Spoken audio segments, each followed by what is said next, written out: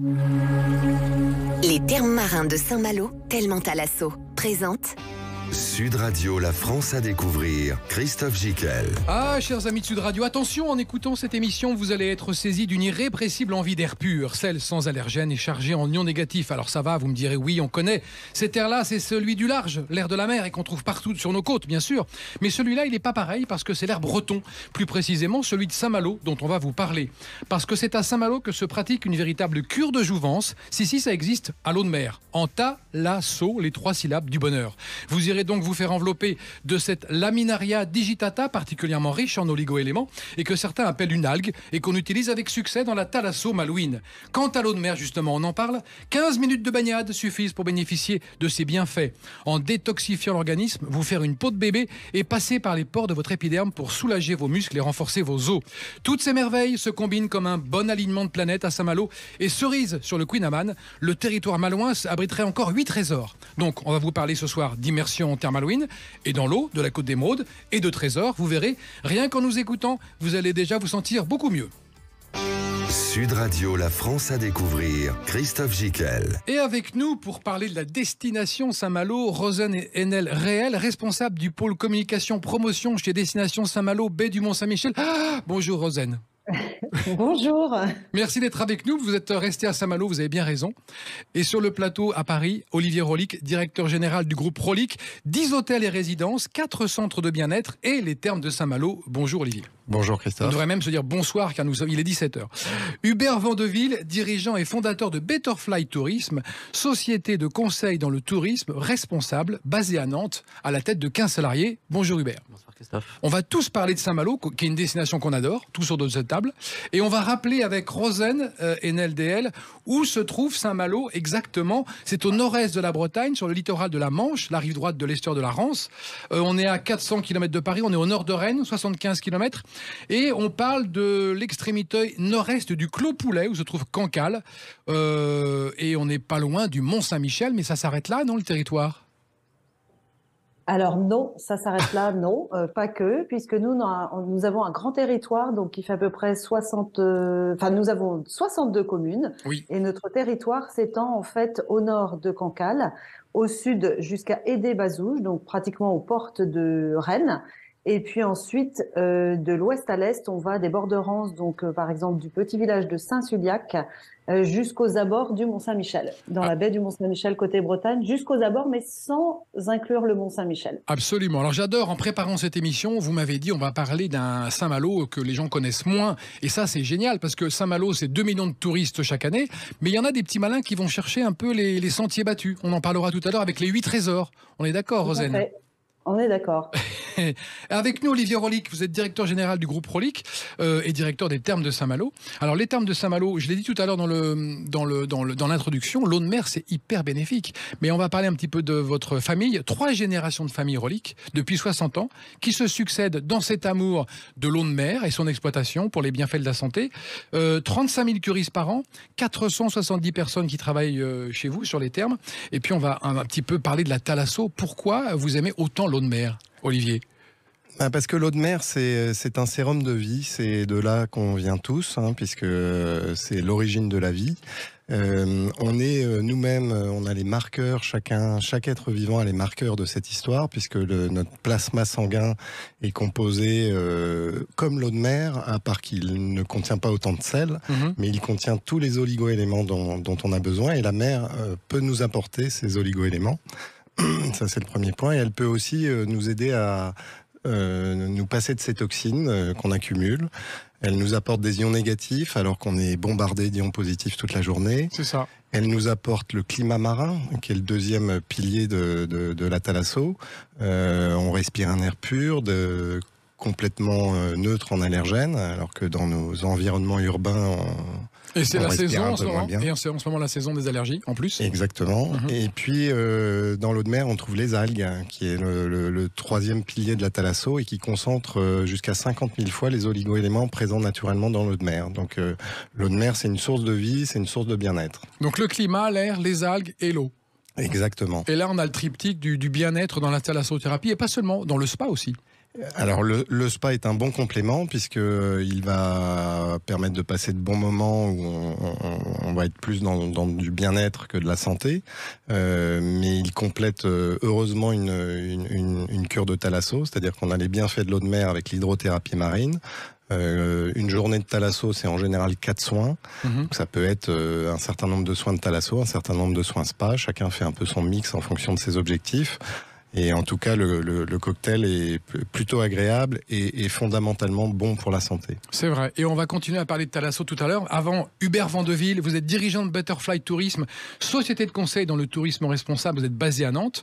Vous êtes à la tête de 15 salariés et vous aidez justement Olivier Rolik dans son travail quotidien pour justement aller dans le sens du développement durable. Comment ça se passe ? Alors oui, on accompagne... D'abord, ça se passe bien ? Oui, ça se passe très bien.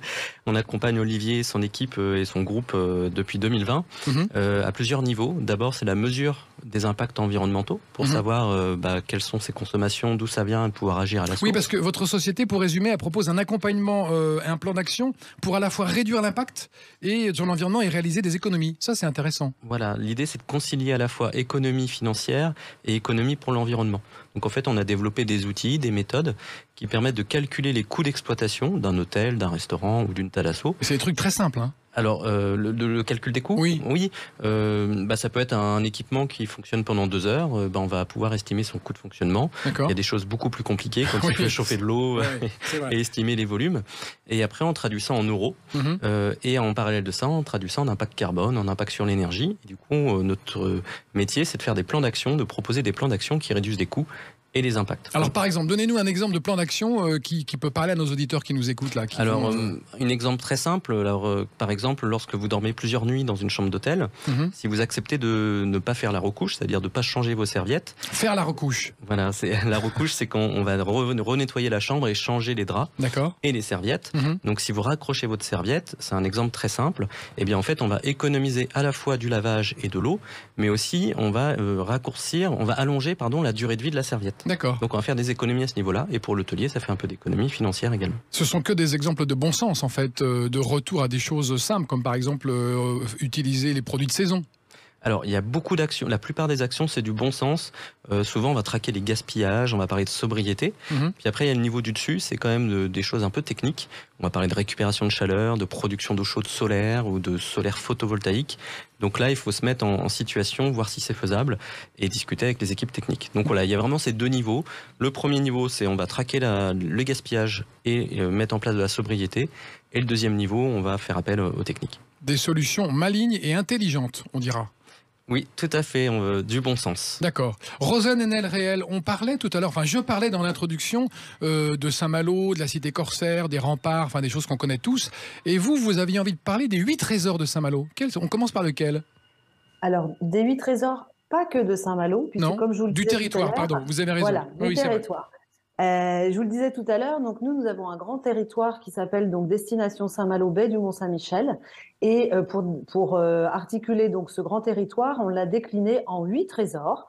Et sur ces 8 trésors, bien nous avons dans un premier temps donc le bijou corsaire qui correspond à Saint-Malo, qui, il faut se l'avouer, est quand même le bijou, le trésor porteur de notre territoire.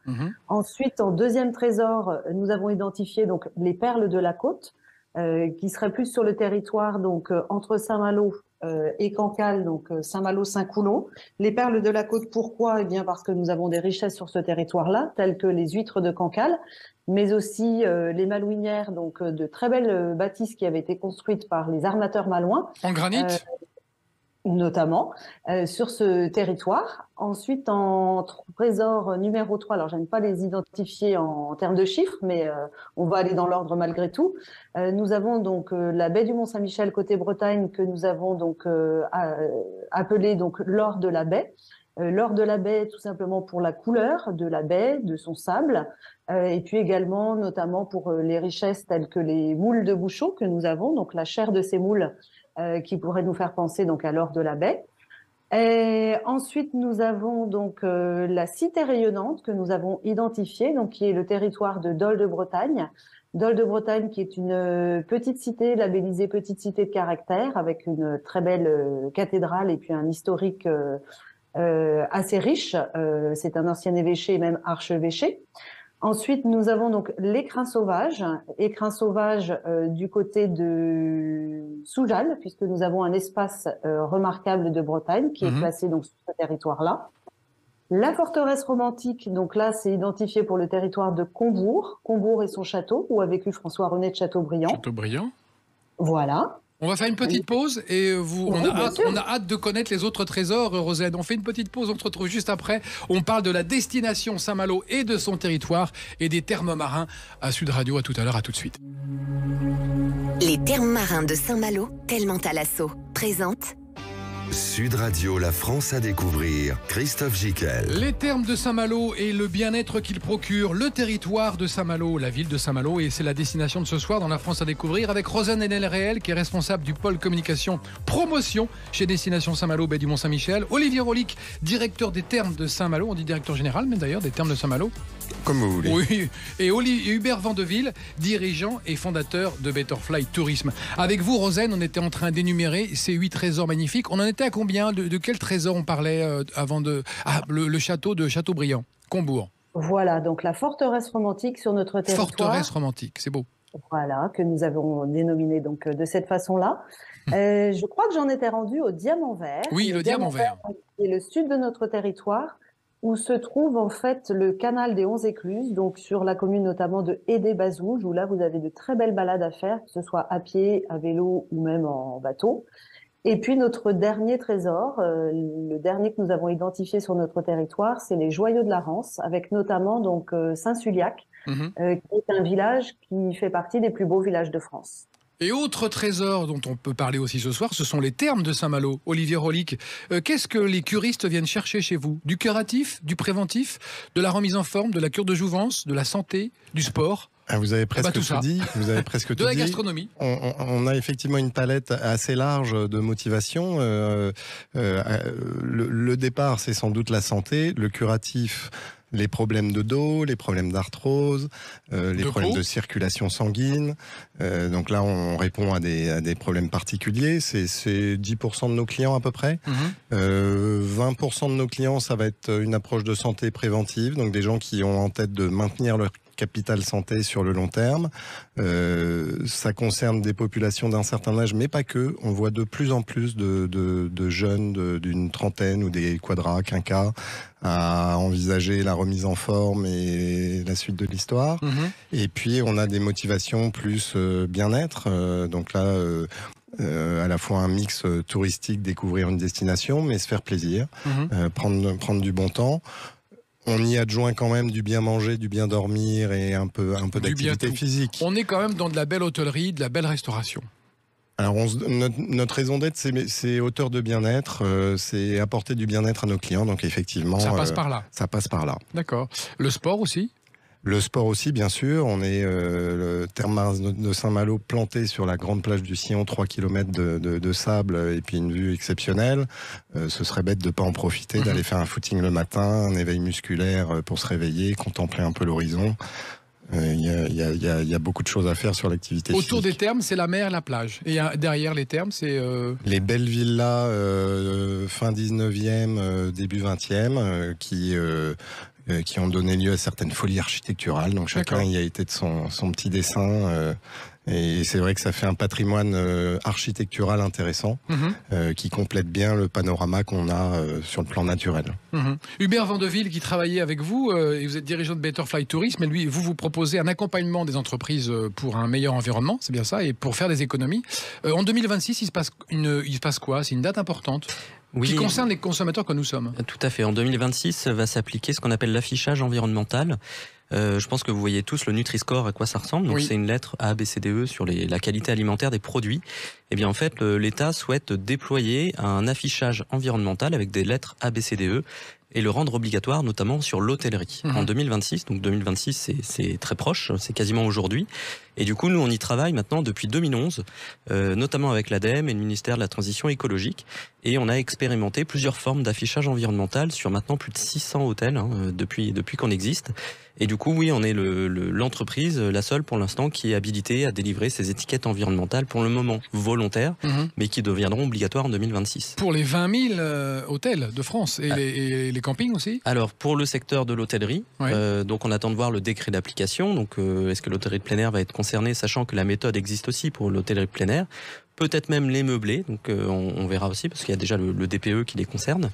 Et c'est vrai que l'intérêt de cet affichage environnemental, c'est que comme ça s'est passé dans l'électroménager, le fait de communiquer une lettre A, B, C, D, E il va y avoir 2 leviers. Déjà, les hôteliers vont tout faire pour avoir la meilleure lettre et se présenter comme le plus beau possible devant le consommateur. Qui est le A. Qui est le A, voilà, notamment sur les sites de réservation en ligne. Donc on s'attend vraiment à ce que ce soit un filtre actif.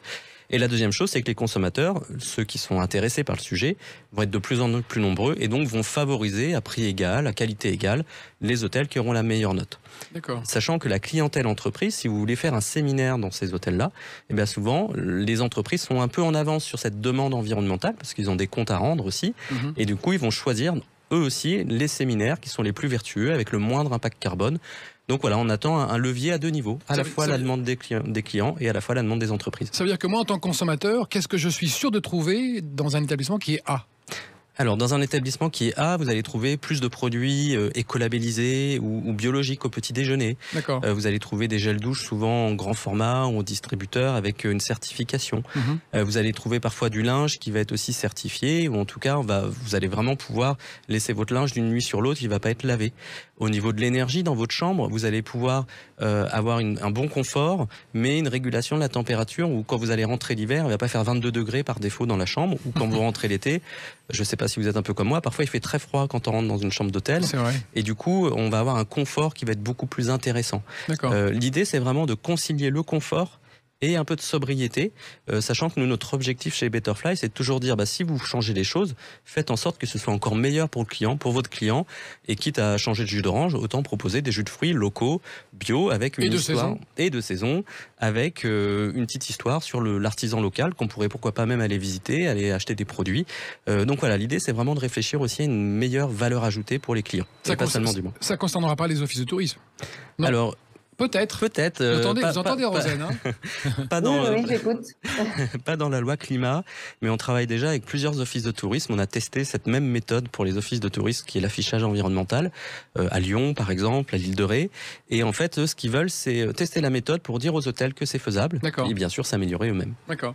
Rosen, on parle un petit peu de la destination Saint-Malo, mais alors le pur produit Saint-Malo, je sais que les remparts, tout ça, c'est très connu. Rappelez-nous quand même, en combien de temps il faut pour parcourir les remparts? On voit les images en ce moment sur Saint-Malo? Alors, le temps estimé, tout dépend de la vitesse à laquelle vous allez, mais c'est 1754 mètres de rempart qui entourent donc la cité corsaire. Ça, c'est un incontournable. Mais vous aimez bien inviter ceux qui nous écoutent à aller un peu plus loin dans leur découverte de Saint-Malo? Alors, si on part sur le prisme du patrimoine, effectivement, oui, on focalise beaucoup sur la cité corsaire, mais je dirais, mais pas que, puisque autour de la cité corsaire, donc, on a déjà des forts qui peuvent soit se visiter ou du moins s'approcher, que ce soit à pied, à marée basse ou parfois en bateau. On a aussi des pépites architecturales, j'en ai parlé tout à l'heure, ce sont les malouinières, les fameuses bâtisses qui ont été construites donc par les armateurs malouins autrefois, dont certaines se visitent. Ce sont vraiment de très, et elles sont très vraiment belles très jolies, ces bâtisses. Elles sont magnifiques. En fait, ce sont ces armateurs malouins qui se trouvaient un peu trop à l'étroit dans la cité corsaire et qui ont fait construire des maisons de campagne. Donc, certaines d'entre elles se visitent. Les jardins sont magnifiques et les intérieurs sont aussi très, très beaux à visiter. C'est vraiment un pan de l'histoire qui est spécifique à Saint-Malo et fort intéressant. Toujours sur le patrimoine, si on part sur ce volet-là, on a aussi d'autres quartiers tels que Saint-Servant, donc avec notamment la cité d'Alep, qui est le quartier d'origine de Saint-Malo, la Tour Solidor, qui veille donc vaillamment sur la Rance, et puis dans ce quartier, on a aussi le mémorial 3945 qui peut se visiter, qui est très intéressant. Nous avons dans le quartier de Paramé donc ces fameuses villas balnéaires dont nous a parlé tout à l'heure Olivier Rolic, qui sont très belles à apercevoir, qui nous permettent de longer la plage du Sillon et qui nous permettent aussi, si on va un petit peu à l'arrière donc des thermes marins et de ces villas, d'apercevoir d'autres villas. Et il y a d'ailleurs des visites guidées qui sont proposées sur les extérieurs de ces villas. Donc ça permet de découvrir un pan de l'histoire de Saint-Malo qu'on n'évoque pas forcément toujours en premier lieu. Et puis on a aussi le quartier de Roténeuf avec notamment donc les rochers sculptés. Et puis le musée de Jacques Cartier. Rappelez-nous, les rochers sculptés, c'est sur le bord de mer, ça?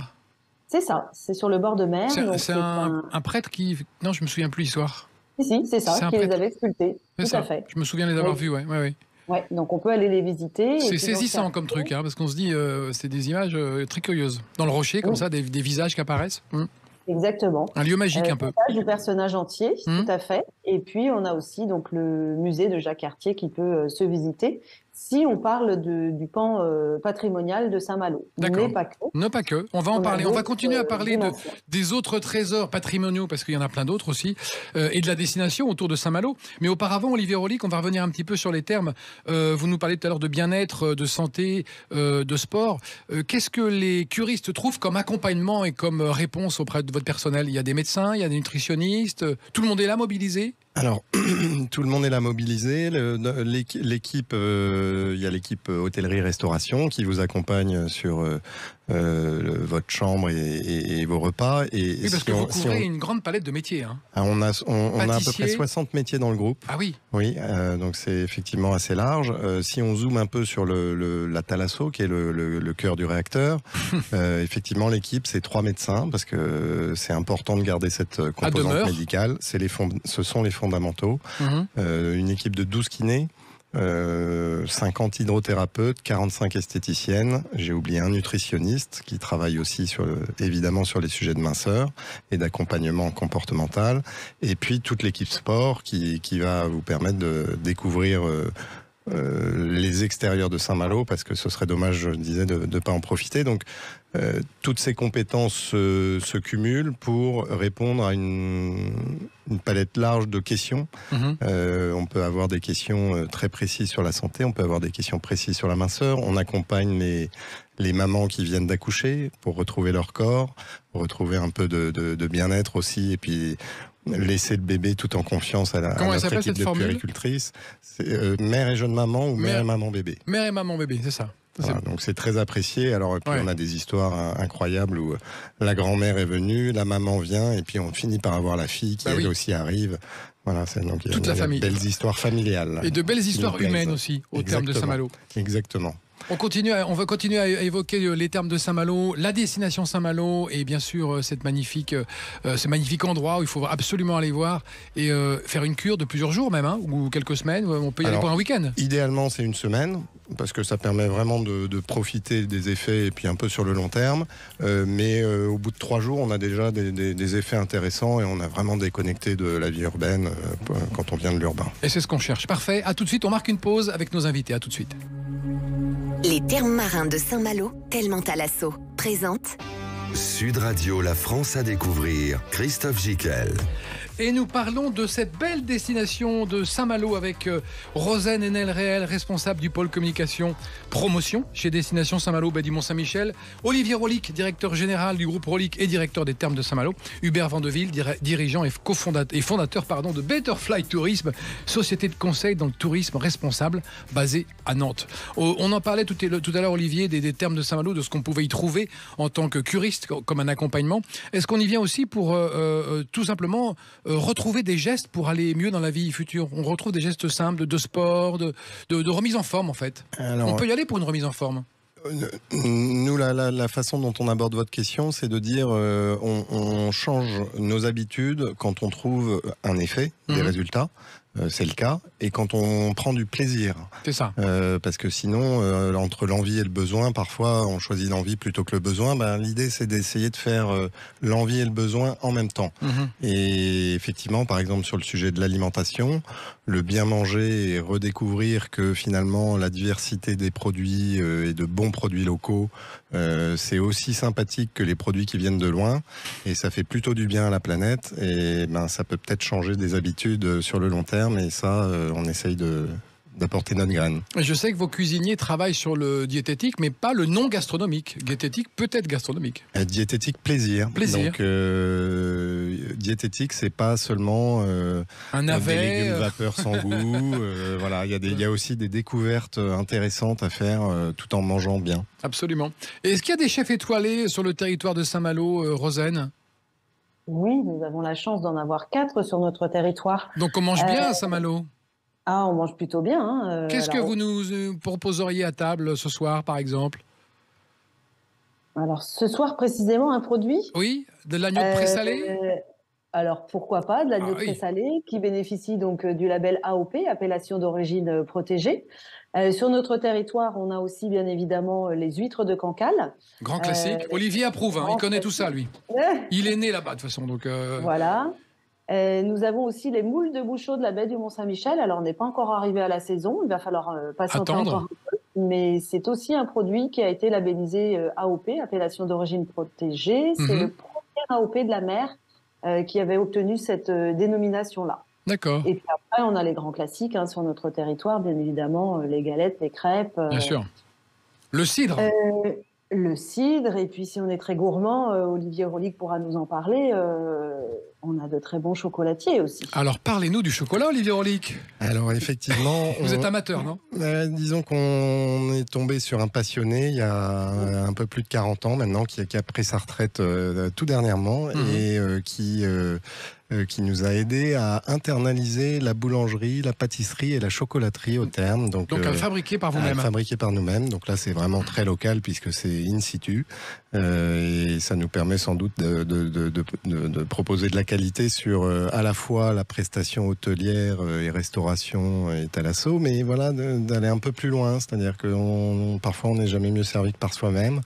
Et finalement, c'est pas plus mal de maîtriser à la fois la qualité, et le coût, et puis tout l'ensemble du process. Oui, puis la largeur de ce que vous proposez, en fonction de... Vous êtes beaucoup plus agile, vous êtes, et puis vous essayez de faire bien les choses de façon artisanale. On n'est pas du tout des industriels de la restauration, on est dans l'artisanat, et on est aussi dans la transmission des savoir-faire. Parce qu'un séjour de qualité, c'est plein de compétences, beaucoup de gens, beaucoup de métiers, on le disait. Et plus vous avez de compétences, meilleur vous êtes. Hubert Vandeville, dirigeant et fondateur de Better Fly Tourisme, qui aidait les sociétés, qui accompagnait les sociétés à mieux se comporter pour protéger l'environnement. On parlait d'économie. Donnez-nous un exemple réel d'économie. On parlait d'1 euro par nuit d'économiser.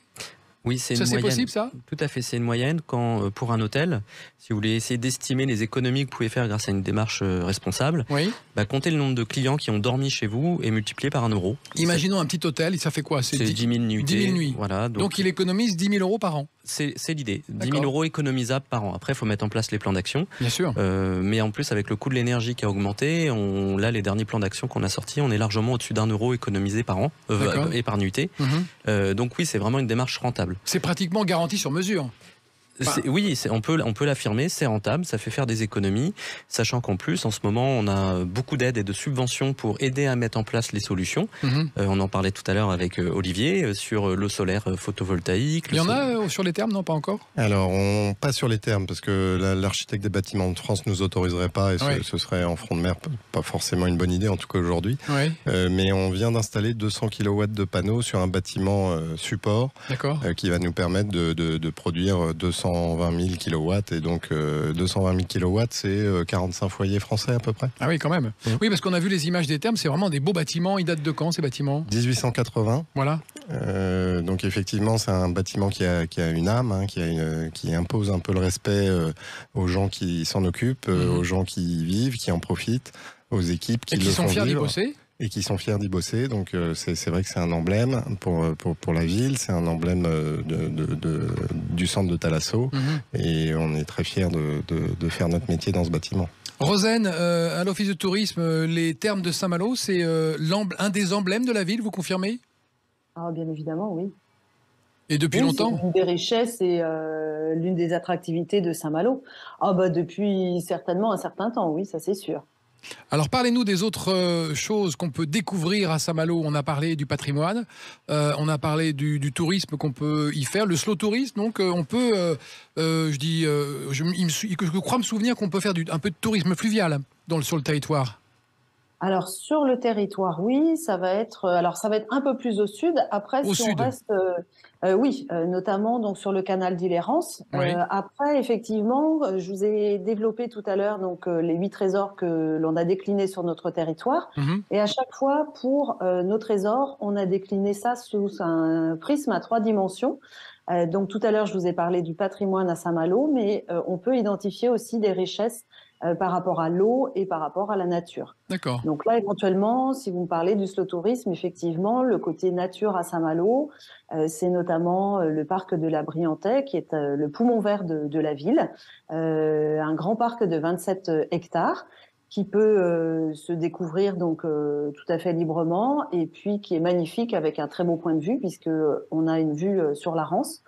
On a aussi le parc des Corbières qui est situé non loin de ce parc de la Briantais. Nous avons la cité d'Alette, donc un bel espace, un bel écrin de verdure aussi à proximité donc de la cité corsaire.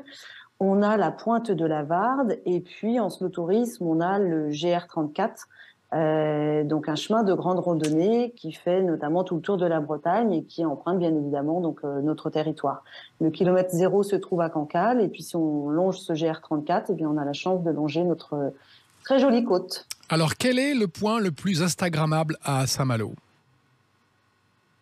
Eh oui, Rosane, c'est une question difficile. Il y en a plein, il y en a Oui, beaucoup. c'est une question difficile parce qu'il y en a plusieurs. Ah, il y en a plusieurs. Alors, donnez-moi 3.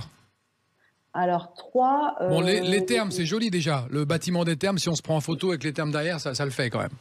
Alors, en plus, on peut le faire côté bâtiment des termes. Et puis après, si on se retourne, on a la plage du Sillon qui a quand même été élue aussi plage préférée. Oui. Des Français. Voilà. Moi, je serais tentée de dire aussi instagrammable peut-être depuis Intramuros, la baie de Saint-Malo avec les forts que l'on aperçoit. Depuis les remparts, donc? Voilà, tout à fait. Ouais. Et puis peut-être la pointe de la Varde que je viens de citer, parce que là, on a vraiment un très beau point de vue et une belle ouverture sur la baie. Et si je demande à Olivier Rolix, ces points instagrammables, qui connaît parfaitement le Saint-Malo et sa région? Je vais peut-être vous dire le Maule des Noirs, qui est la digue d'entrée du port, qui est une photo assez connue. Et le Maule des Noirs. Le Maule des Noirs. Ah, le Maule des Noirs. C'est un point lumineux au bout d'une digue qui est à l'entrée du port et qui est une digue sinueuse. On se croirait dans le Seigneur des Anneaux, le Maule des Noirs. Ouais, mais c'est plutôt très joli. La tour Solidor, parce que effectivement, c'est un bâtiment qui contrôle l'entrée de la Rance à l'époque et qui est assez beau.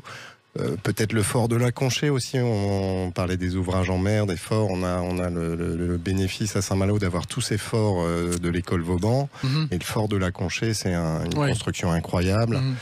Très massive, très costaud, carré, cossu, j'aime bien. Dont tout le monde pensait qu'elle serait détruite par la mer et qui est encore là et qui est tenue par des mécènes et qui nous a protégés des Anglais un temps. Voilà. Et puis surtout, c'est une pierre qui n'est pas attaquée par l'eau de mer, qui vient d'une carrière, comme on a construit le Fort Boyard avec, c'était des pierres incroyables. Ah mais c'est du granit, donc c'est du costaud. C'est du breton. Est-ce qu'on demande aux Nantais quel est son coin préféré à Saint-Malo? Il connaît ou pas, non? Oui, je suis allé plusieurs fois, notamment pour les termes et Qu'est-ce qui vous même pour scotche? Qu'est-ce qui vous scotche à Saint-Malo? Moi, j'aime bien les remparts et l'ambiance intramuros qui est un peu décalée dans le temps. Et j'y suis allé notamment une fois un soir de tempête dans un petit hôtel où on avait beaucoup le vent. Alors, c'était pas terrible pour dormir, mais ça donnait une ambiance en effet de corsaire très intéressante. C'est un hôtel avec pas mal de décorations. On serait cru au XVIIIe siècle. Oui, parce qu'il faut rappeler, Rosane, qu'il y a des grandes marées à Saint-Malo. Ça fait partie du spectacle aussi. C'est ce qu'on vient voir. Racontez-nous le marnage. Exactement. Donc là, on va arriver sur nos prismes à 3 dimensions. Donc, on a vu le patrimoine, nous avons vu donc le volet nature, et là, on peut arriver au volet eau. Effectivement, les grandes marées, donc c'est un spectacle à voir, aussi bien à marée basse qu'à marée haute. Alors, si on conjugue marée haute et vent, comme vient de le dire Hubert Vandeville, donc effectivement, on a un spectacle assez impressionnant. À plusieurs reprises de l'année, puisqu'on a plusieurs grandes marées par an. Et puis, si on parle du volet eau, donc à Saint-Malo, eh bien, en plus de ces grandes marées, on a de nombreuses activités nautiques que l'on peut pratiquer. Ça peut être une sortie en vieux gréement, mais une sortie aussi en bateau à moteur, mais ça peut être aussi du paddle, du longe-côte.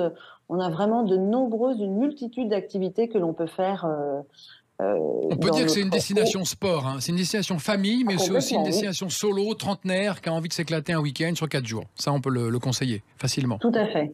Oui. On va faire une petite pause, on se retrouve juste après dans l'émission pour continuer à parler de cette belle destination de Saint-Malo et des thermes de Saint-Malo qui vont avec. À tout de suite. Les thermes marins de Saint-Malo, tellement à l'assaut, présente Sud Radio, la France à découvrir. Christophe Gicquel. Et retour sur cette belle destination Bretagne et bretonne à Saint-Malo et son territoire, la baie du Mont, qui va jusqu'à la baie du Mont-Saint-Michel.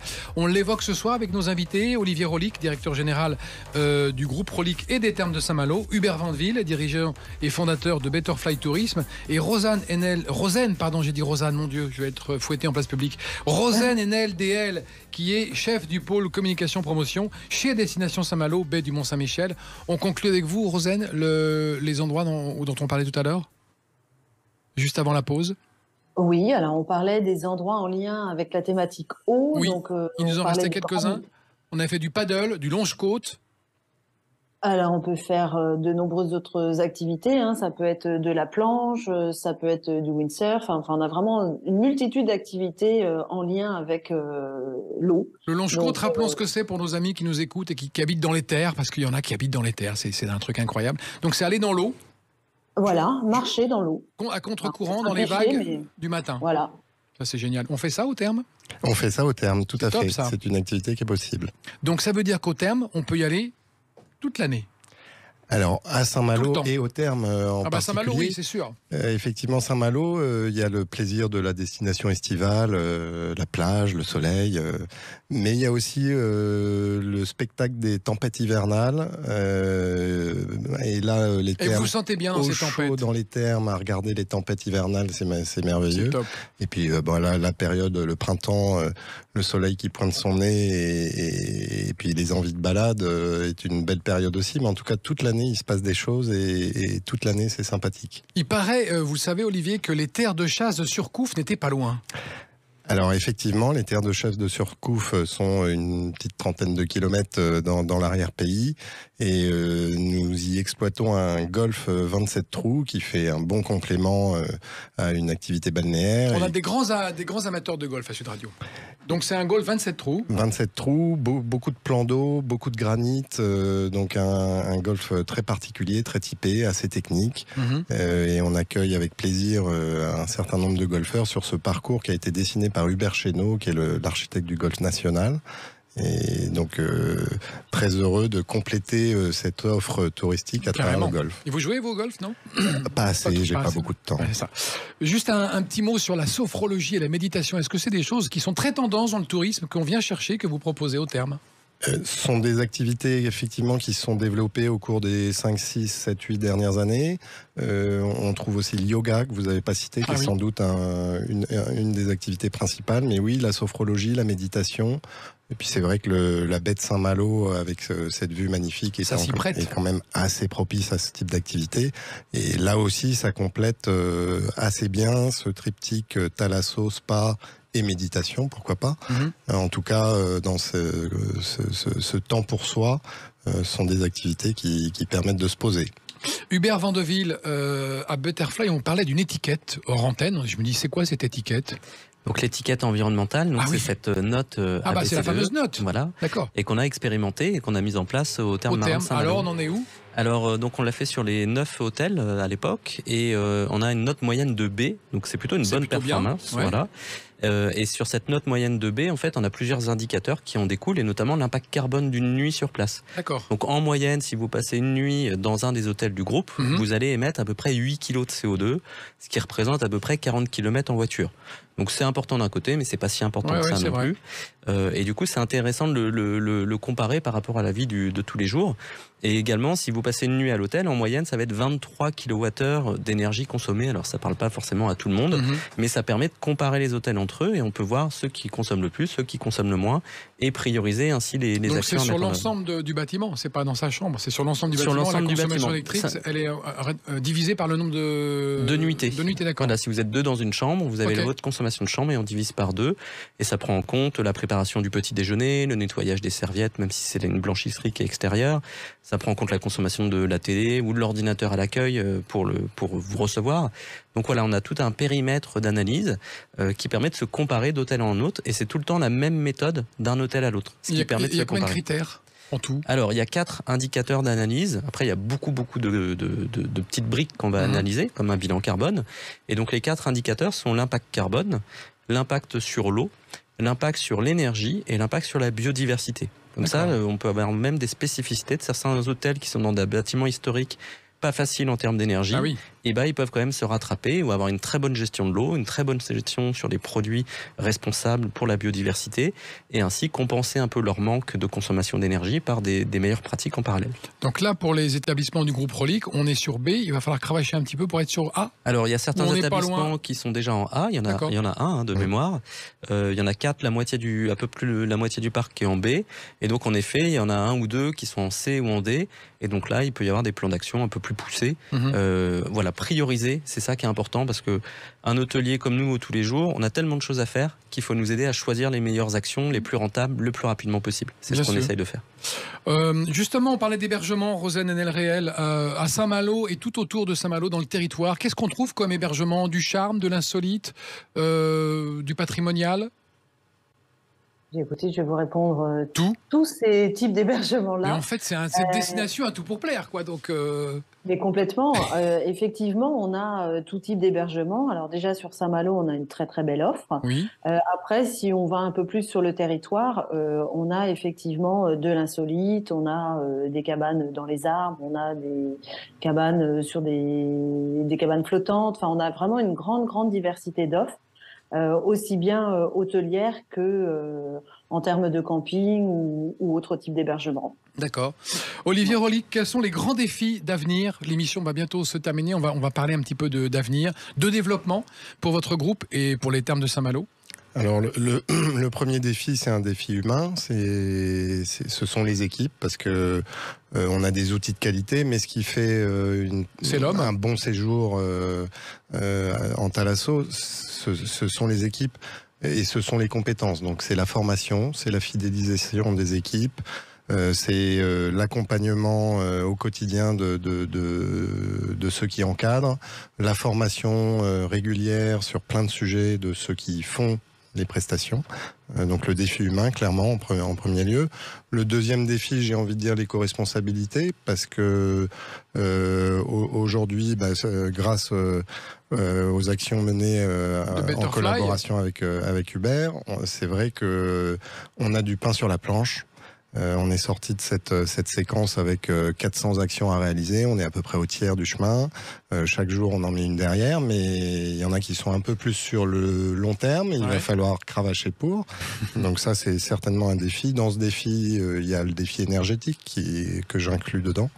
Voilà, déjà, si je vous dis ça, c'est bien. Parce qu'au niveau équipement, j'ai vu de très belles vidéos, de très belles images de cet aquatonique, le centre aquatonique. Il est beau, ce centre. C'est magnifique. C'est un lieu qui complète très bien une journée de soins où vous avez 4 soins par jour. Qu'est-ce qu'on y trouve? Et entre les piscines. Alors, on a 6 piscines. 6 piscines. On a certaines piscines qui sont typées pour les soins.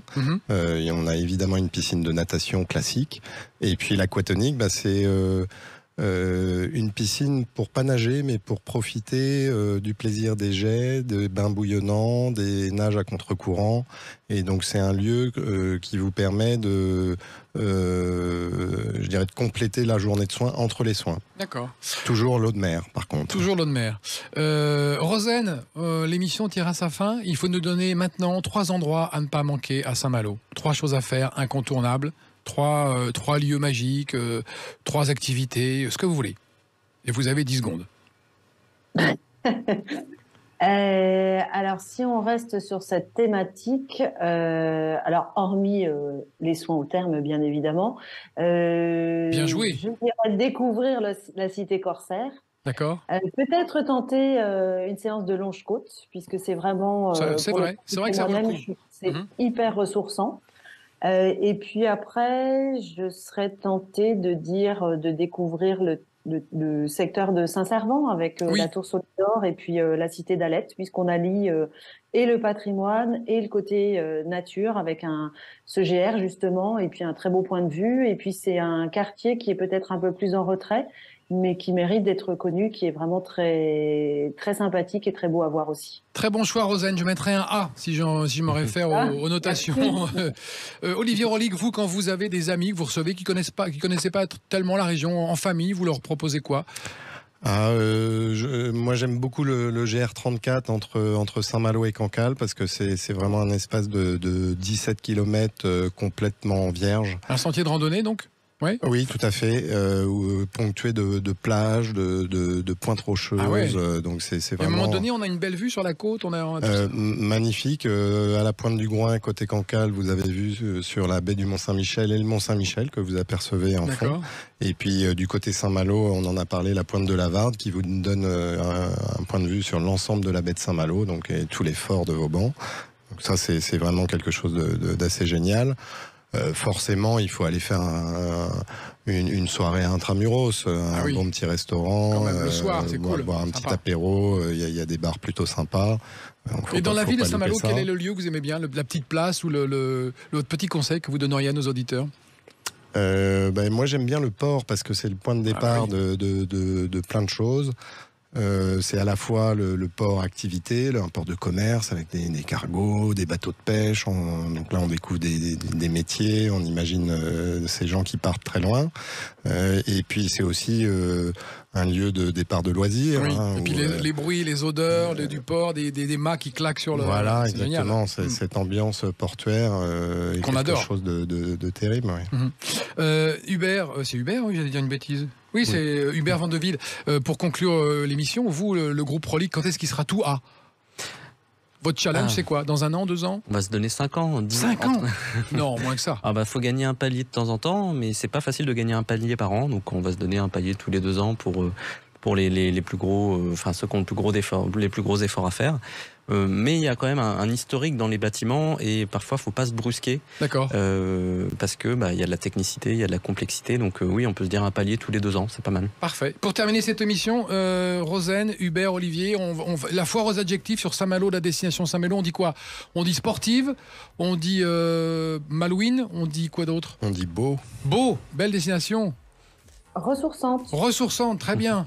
Accessible en train. Accessible en train, il ne faut pas l'oublier. Vivifiante, tonifiante, ouais, absolument. Dynamisante. Absolument, dynamisante. On va s'arrêter là. Merci à tous d'avoir participé à cette émission. Surtout, allez à Saint-Malo. N'hésitez pas à aller sur l'Office de tourisme. Les termes de Saint-Malo ont un site internet. Talasso-saintmalo.com. Et l'Office de tourisme saint-malo-tourisme.com. Et Betterfly www.betterfly-tourism comme à l'anglaise.com. Parfait, merci à tous, bonne soirée. L'émission est terminée, on se retrouve la semaine prochaine dans La France à découvrir. Bon dimanche, salut. Avec les termes marins de Saint-Malo, tellement Talasso.